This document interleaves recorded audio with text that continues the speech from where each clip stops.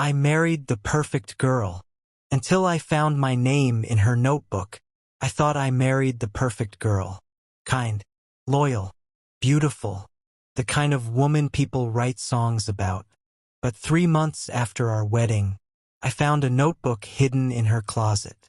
And on the first page was my name, not as her husband, as subject number 4. Chapter 1. The Perfect Love Story. I met Emma on a random Tuesday. Not at a party, not through friends, not on some dating app. At a train station cafe. She was sitting alone, reading a book, completely unaware of the world around her. No phone, no distractions, just her and the pages. That alone felt different. I don't know why, but I sat down across from her and said, "Is it good?" She looked up, slightly annoyed at first, then smiled. And that smile? That was it. That was the moment everything started. Emma wasn't like anyone I'd ever dated. She didn't play games. She didn't chase attention. She didn't even post on social media. She just existed. And somehow that made her magnetic. We started talking every day, then seeing each other, then spending nights together. Within a month, I felt something I hadn't felt before. Certainty. Chapter 2. Too perfect. Looking back now, there were signs. Small ones. The kind you ignore because everything else feels right. Emma asked a lot of questions. Not the usual ones. Not "what's your favorite movie?" or "what music do you like?" Her questions were deeper. What's your biggest regret?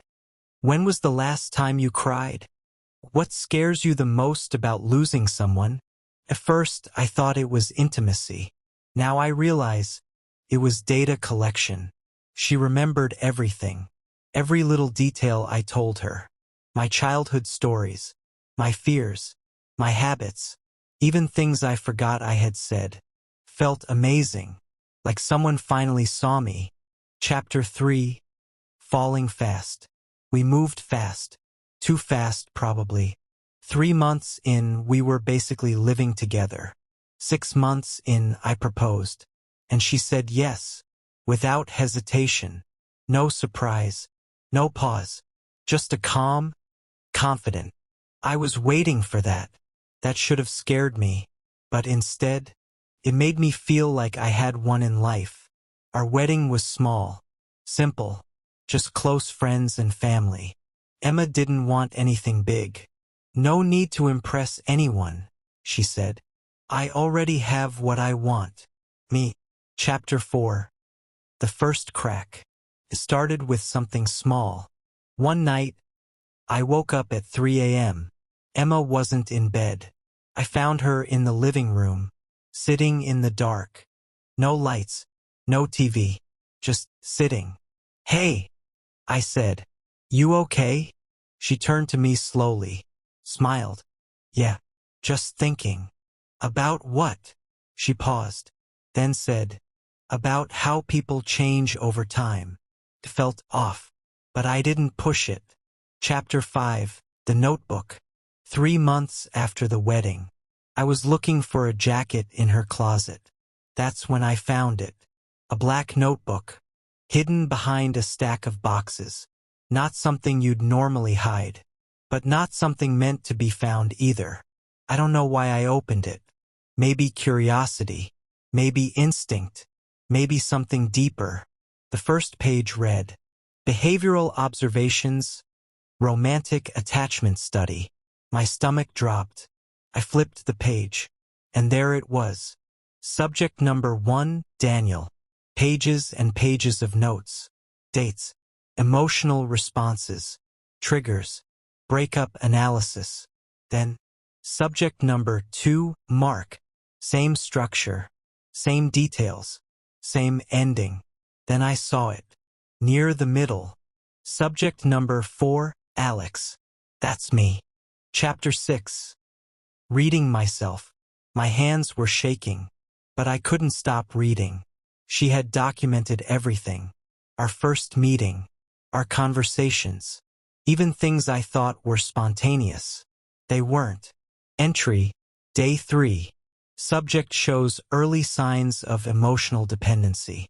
Responds strongly to validation. Entry, Day 18.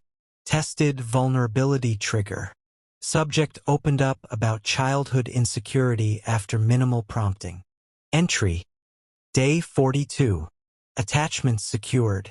Subject prioritizes relationship over personal boundaries. I felt sick, like my entire relationship was an experiment. Chapter 7. The ending she planned.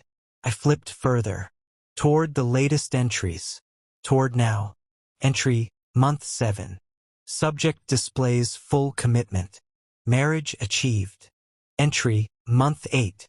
Stability phase. Monitoring long-term behavior. Then, the last page. Half written. Exit strategy. Projected. My heart stopped. A gradual emotional withdrawal. Introduce conflict patterns. Observe breakdown response. Document psychological effects. And at the bottom, goal. Understand how love turns into loss. Chapter 8. Confrontation. I didn't wait. I walked straight into the living room, notebook in hand. Emma was there. Again. Sitting in the dark. She looked at me, then at the notebook. And for the first time, she didn't smile. How long? I asked. My voice didn't even sound like mine. She sighed. Since before I met you. Am I just another subject to you? She stood up slowly, walked closer, and said something I'll never forget. At first, yes. Chapter 9. The twist. At first. I repeated. She looked different now. Not cold. Not distant. Just tired. You weren't supposed to be different, she said. You were supposed to be like the others. But you weren't. I didn't understand. Then why keep going? Why marry me? She hesitated, and then said, because I lost control. Chapter 10. The real truth. She took the notebook from my hands, closed it, held it tight. I started this because I wanted to understand love, she said. Why it starts, why it ends, why it hurts. I thought if I could study it, I could control it. Her voice cracked. Just Chapter 12. The final question. I didn't know what to say. Everything felt broken, fake, and yet, somehow still real. So what now? I asked. She looked at the notebook, then at me. That depends, she said. On what? She stepped closer, close enough that I could feel her breath. Do you want to be my last subject? She paused. Or my first real love? Ending open loop. I wish I could tell you what I said. I wish I could tell you I walked away, or that I stayed, or that there was a right answer. But here's the truth. When you realize your love story might be an experiment, you stop knowing what's real. And sometimes, the scariest part isn't being used. It's not knowing if you still want to stay anyway.